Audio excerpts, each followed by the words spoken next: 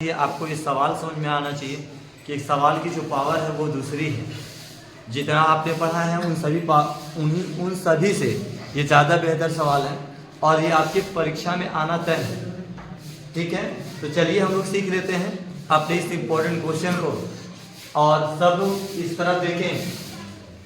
लिखा है क्वेश्चन में, यदि बहुपद x³ - 3x² + x+1 के शून्य a - b a और a+b है या हो तो a और b का मान निकालना है। मैं आपको बता दूं, जब ये सवाल आपकी परीक्षा में आएगा इस रूप में नहीं आएगा, बता रहा हूँ, इसको सुनना जरूरी है, सवाल को समझना जरूरी है। सवाल आएगा कैसे? जब आपके परीक्षा में एक सवाल को और भी कठिन बनाएगा तो ये चीज गायब कर देगा, ये जो यहाँ लिखा गया वो गायब कर देगा। कहेगा क्या कहेगा कि ये जो आपका त्रिघात बहुपद है इसके जो शून्यक हैं वह एपी में है। सवाल को यहां से मोल्ड करेगा, वो कहेगा कि इसके जो शून्यक हैं वह एपी में है, तब आपका सवाल ये पूछेगा। मतलब आप समझिए कितना बेहतरीन चीज होगा जब यह आपको शून्य तीन घात बहुपद है तो भाई तीन शून्य को होना चाहिए, तीनों दिया है तीनों ना। इसका मतलब पहला वाला अल्फा का काम कर देगा, दूसरा बीटा का काम कर देगा और तीसरा गामा का काम कर देगा। भाई तीनों दिया है ना। बात समझ में आ रही कि नहीं आ रही? मैं क्या बोला? मैं ये बोला कि अब वो तीनों नहीं दिया रहेगा तब जाकर ये सवाल की पावर बढ़ेगी, तब इस क्वेश्चन की पावर बढ़ जाएगी और तब समझ में आएगा कि कैसे क्या करना है, तब आपको करना क्या होता है। फिलहाल मैं इसको तो बताऊंगा ही, पहले उस सवाल के बारे में समझ रहे हैं। क्या समझ रहे हैं कि अगर इसको दे करके कहेगा कि इसके शून्य एपी में है तो आपको करना क्या होता है, आपको शून्य को तब मानना पड़ता है। और शून्य जब मानते हैं तो हमेशा यही मानते हैं। यही मानने का मतलब क्या है? यही मानने का मतलब कि दो अक्षर में आप मानेंगे। जैसे अगर आप m और n में मानना चाहते हैं तो m - n m और m+n इस रूप में इसी तरीके से मानेंगे। अगर p q मानते हैं तो p - q, p और p+q। AP का मतलब ही होता है वह इसी रूप में होती है। फिलहाल AP के बारे में और बताऊंगा। तो AP क्या होती है, उसका एक क्रम होता है। आप एक निश्चित संख्या को उसमें जोड़ते हुए आगे बढ़ते हैं और आपका एक क्रम बनकर तैयार होता है। फिलहाल वो आपकी बातें आगे हैं। फिलहाल यहाँ कितना जानना था उतना मैंने आपको बता दिया। यहाँ जानना था कि आपको अगर कह दिया कि इस बहुपद के शून्य एपी में है तो आपको इसी रूप में मानना होता है, जिस रूप में यहाँ दिया है। चाहे तो आप ऐसे ही मान लीजिएगा कि पहला मतलब जो शून्यक है वह a - b है, दूसरा a है, तीसरा a+b है, चाहे जैसे आप मान सकते हैं। बात समझ आ गई? तो अब आप क्या करेंगे, जब इसको हम लोग सॉल्व करेंगे, क्या करेंगे हम लोग इसको, अब इसको हम सॉल्व करने जा रहे हैं। तो सॉल्व करते समय क्या करते हैं, सबसे पहला काम शून्यकों का योग निकालते हैं। क्या निकालते हैं?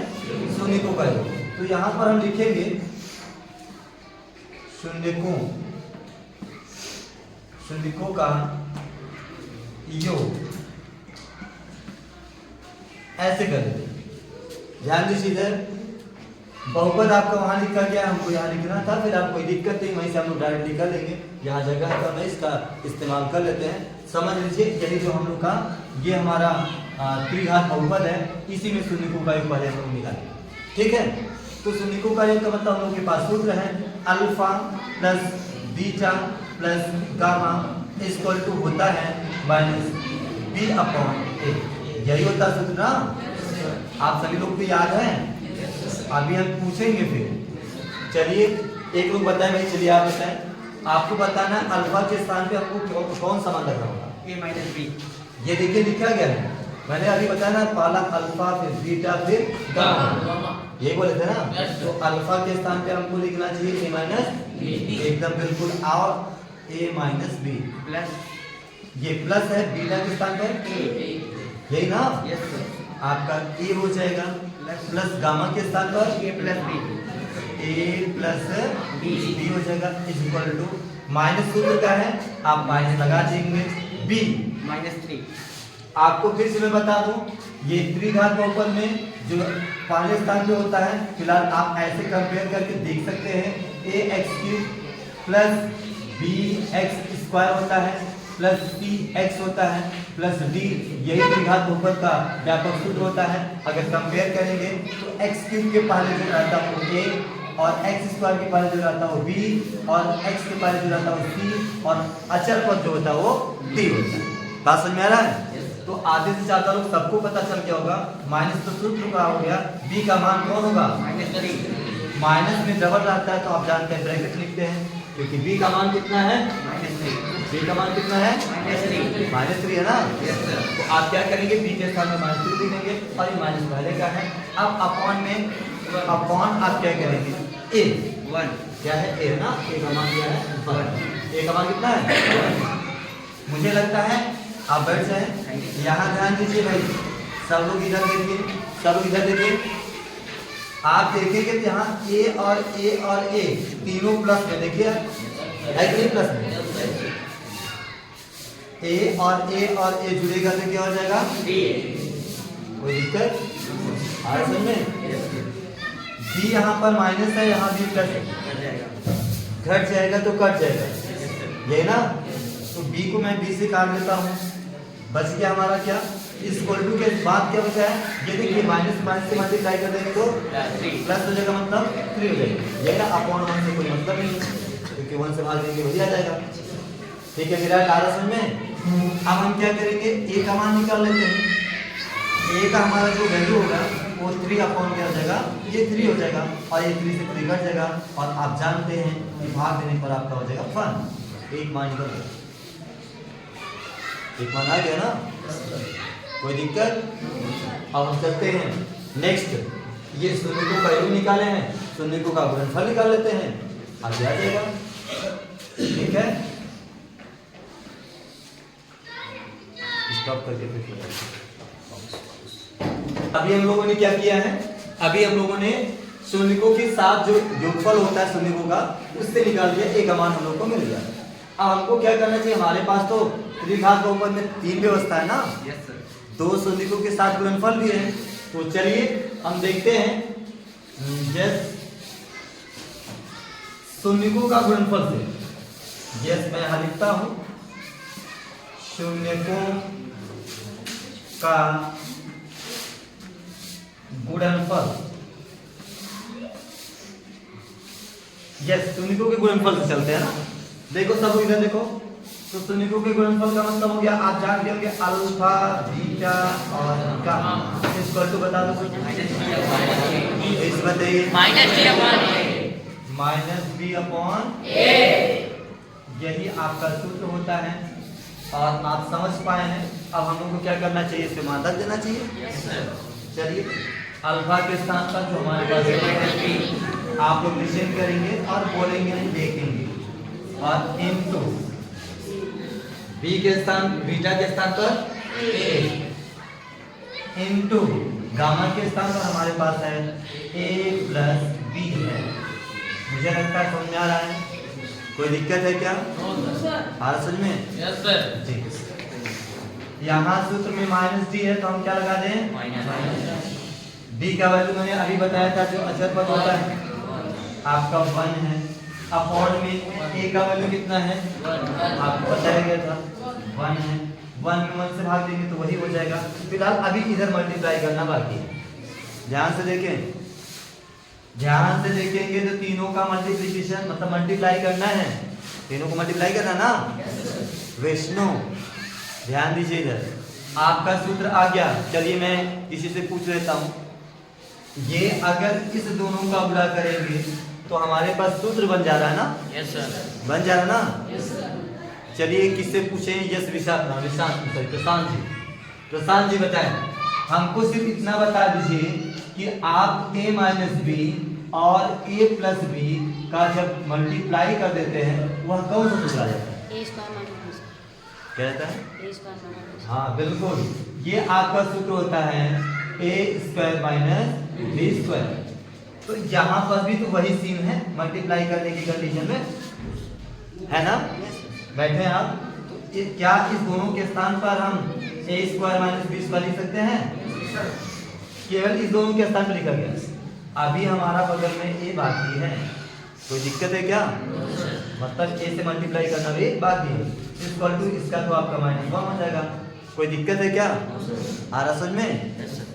अब क्या करते हैं, मल्टीप्लाई कर देते हैं, ए से भी, ए से दोनों में मल्टीप्लाई कर देते हैं, चाहे मान रखते हैं चाहे अभी मल्टीप्लाई कर लेते हैं। पहले मल्टीप्लाई ही कर लेते हैं, तो मल्टीप्लाई करेंगे ना इसमें, आप जानते हैं ए क्यूब हो जाएगा, क्योंकि ए से स्क्वायर में और ए से मल्टीप्लाई करेंगे तो 3 घात आ जाएगी। अच्छा, कभी कभी इसको इधर दाहिनी तरफ लिखे चाहे इधर लिखे, बीच में कोई निशान नहीं तो मल्टीप्लाई ही करना है, और चाहे मल्टीप्लाई का निशान है, बात वही है। क्लियर?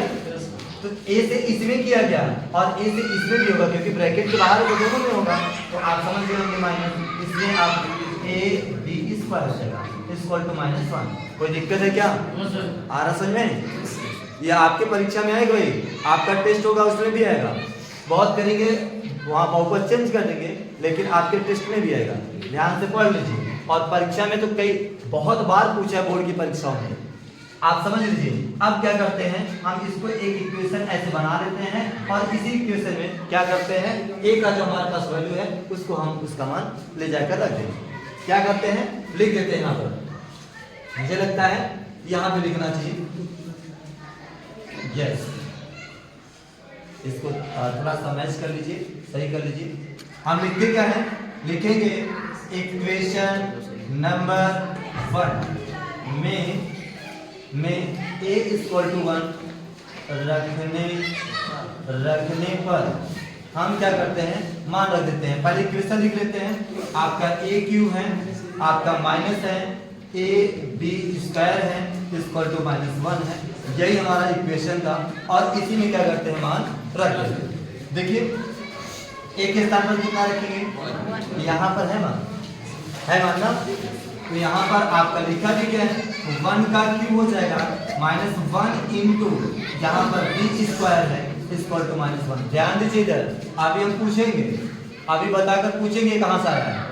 1 का क्यूब करेंगे तो 1 हो जाएगा, 1 से मल्टीप्लाई कर लेंगे तो -b स्क्वायर हो जाएगा इक्वल टू आपका -1 है। कोई दिक्कत है क्या? इस 1 को आप उस तरफ ले जा रहे हैं, तो ये -b स्क्वायर है इक्वल टू आपका, इससे पहले इक्वल टू 1 लिख लेते हैं, इसको उधर ले जाएंगे तो माइनस आपका 1 हो जाएगा, ये माइनस प्लस में था तो उधर जाएगा तो माइनस हो जाएगा। अब हमको क्या करना है, b स्क्वायर का मान निकालना है, माइनस से लगे रहने दीजिए, ये आपका -2 हो जाएगा। आप जानते हैं दोनों तरफ अगर माइनस है तो क्या हो जाएगा, आपका प्लस हो जाएगा। और आपका b का मान निकालना है तो ये आपका हो जाएगा करड़ी में 2। आप जानते हैं स्क्वायर जब चेंज होता है, जब स्क्वायर से करड़ी लगती है, डायरेक्टली करड़ी लगती है तो आप ऐसे रहने दीजिए, लेकिन स्क्वायर से करड़ी लग रही है तो यहाँ पर आपका प्लस और माइनस दोनों होता है। करड़ी से बाहर जो निशान लगता है वो प्लस और माइनस दोनों होता है। मैं बता देता हूँ क्यों लगता तो है, लेकिन क्यों लगता है ये भी हम बता देते हैं। डायरेक्ट अगर कोई संख्या लिखी गई है तो वह करड़ी में लिखी गई है, मान लीजिए 3 लिखा गया है, ये प्लस भी हो सकता है माइनस भी हो सकता है, लेकिन जब स्क्वायर से स्क्वायर को हटाएंगे इधर करड़ी रहेगी, वह आपका प्लस और माइनस दोनों में होगा। क्यों होगा? क्योंकि जो b का मान माइनस में रहेगा स्क्वायर करेंगे तभी प्लस में जाएगा, और प्लस में रहेगा स्क्वायर करेंगे तभी आ जाएगा प्लस। मतलब करड़ी हट जाएगी तो आपका माइनस का अगर स्क्वायर करेंगे, स्क्वायर है यहाँ पे ना, अगर b का वैल्यू इतना है तो b के स्थान में रखकर स्क्वायर अगर करेंगे तो माइनस करें, माइनस लिखकर चाहे स्क्वायर करें चाहे प्लस स्क्वायर करें, दोनों का वैल्यू एक ही है।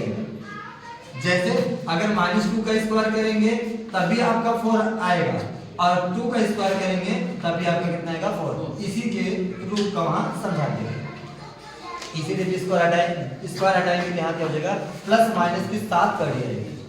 ठीक है, और बस आपने क्या सही पूछा था ना, क्या क्या पूछा था, ए और बी का मान पूछा ही था, तो आप लास्ट में क्या करेंगे, एक साथ यहाँ पे मैं लिख देता हूँ, एक साथ दोनों का वैल्यू यहाँ जो आंसर के रूप में लिखा जाएगा वो इस तरह से लिखा जाएगा। तो a इक्वल टू आपका 1 आ जाएगा और b इक्वल टू आपका प्लस माइनस रूट में 2 आ जाएगा, और यही इस क्वेश्चन का क्या है, आंसर है, क्योंकि इसी आंसर को पूछा था ना, ए और बी का मान निकालिए। तो ये आपका वेरी इंपॉर्टेंट क्वेश्चन है, और मुझे लगता है आपको इस क्वेश्चन को बखूबी पढ़ लेना चाहिए, और आपको निश्चित रूप से आने वाले जो 31 पर आपका जो टेस्ट है उसमें इसी टाइप का एक क्वेश्चन आपको मिलेगा। और इससे इंपॉर्टेंट तो ये बात है जो मैंने आपको बताया, मैं इसको चेंज करके जरूर दूंगा। कैसे चेंज कर दूंगा? बहुपद तो आपका चाहे जो रहे, लेकिन उसको हम ये नहीं कहेंगे कि उसके शून्य इन रूपों में, डायरेक्टली कह देंगे कि इसके शून्य क्या है, एपी में है। तो आप पहले क्या करिएगा, मान लीजिएगा कि माना इस बहुपद का शून्य यदि एपी में है तो a माइनस बी, ए और ए प्लस बी मानकर फिर आप इसी प्रोसेस को अपनाएंगे। फिलहाल देखिए, शून्यकों के योग से निकाला गया, शून्यकों के गुणनफल से निकाला गया। हो सकता है कोई अक्षर का मान पूछ रहे तो दो शून्यकों के साथ गुणनफल का जो योगफल वाला सूत्र होता है उसका मान रखेंगे, उससे भी आ जाएगा। तो आप क्या करेंगे, इस तरह से लगाएंगे। मुझे लगता है पूरा प्रोसेस समझ में आ गया। तो आप क्या करेंगे, एक होमवर्क में लिख लेते हैं और मैं यहाँ पे लिख देता हूँ होमवर्क के रूप में। आपको क्या करना है, कैसे आपको यजडब्ल्यू में लिख करके लाना है। देखिए, मैं केवल बहुपद लिख देता हूँ, बहुपद लिख देता हूँ। बहुपद आपका रहेगा 4x³ minus 8x² plus 9x और प्लस 10 है।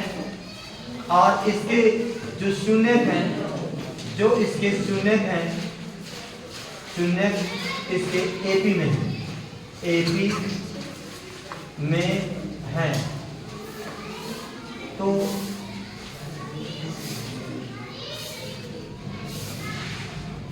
यहाँ पर एक मान हम चेंज कर लेते हैं। यहाँ पर हम मान चेंज ना करके यहाँ पर हम मान के लिख देते हैं। तो के का मान ज्ञात करना है, ये इंपॉर्टेंट सवाल है। इसको आप क्या करेंगे, करके लाएंगे ना।